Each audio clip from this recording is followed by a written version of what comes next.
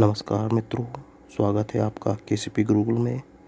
80 शब्द प्रति मिनट की गति से डिक्टेशन स्टार्ट होगा अब। देश की आर्थिक अवस्था का जो विवरण वित्त मंत्री जी ने हमारे सामने प्रस्तुत किया है वह संतोषजनक है। पूर्णविराम। हम देश की आर्थिक अवस्था को मजबूत बनाने की दिशा में अग्रसर हो रहे हैं। पूर्णविराम। विभिन्न क्षेत्रों में उत्पादन बढ़ रहा है, जिससे आशा की एक झलक दिखाई पड़ रही है।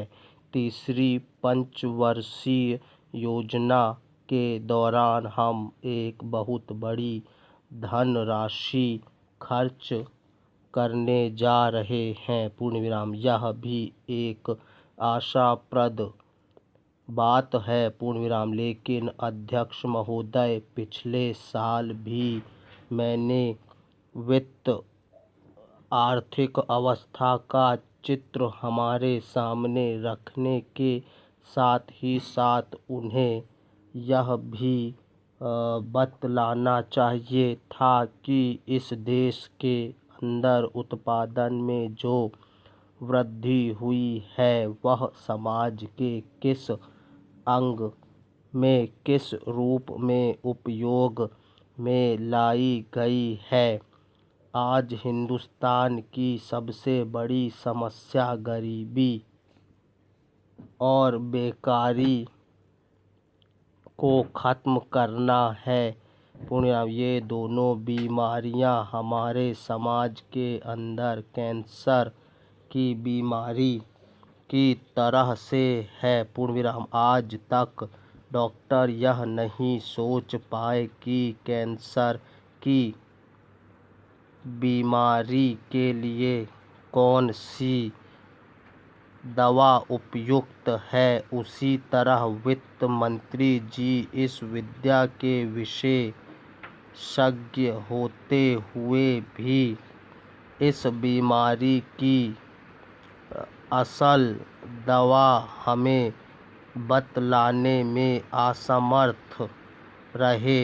यह ठीक है कि बेकारों की बेकारी की समस्या को महसूस करते हैं, लेकिन हम देखते हैं कि जैसे जैसे हमारी योजना का काम आगे बढ़ता जाता है वैसे वैसे यह पता लगता है कि बेकारी भी उसी गति से बढ़ती जा रही है। गरीबी का सवाल बेकारी की समस्या से जुड़ा हुआ है।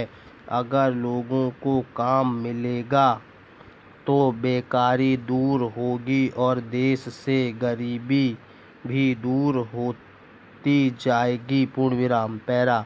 मेरे मित्र ने यहाँ अपने विचार प्रकट करते हुए अभी कहा कि देश की उन्नति के लिए नागरिकों के त्याग करना चाहिए। मैं इस बात को बहुत अच्छी तरह से जानती हूँ कि बिना कष्ट उठाए पूंजी जमा नहीं हो सकती और बिना पूंजी के विकास नहीं हो सकता। पूर्णविराम। परंतु सिर्फ इस सदन में खड़े होकर कह देने से पूंजी नहीं बढ़ सकती। पूर्णविराम। जनता हर तरह से सहयोग करने को तैयार है, परंतु उसे रास्ता आपको दिखलाना चाहिए। आपको स्वयं कुछ त्याग करके जनता के सामने जाना चाहिए। तब आप विश्वास रखिए, जनता हर तरह से आपकी मदद करने को तैयार रहेगी। पूर्णविराम।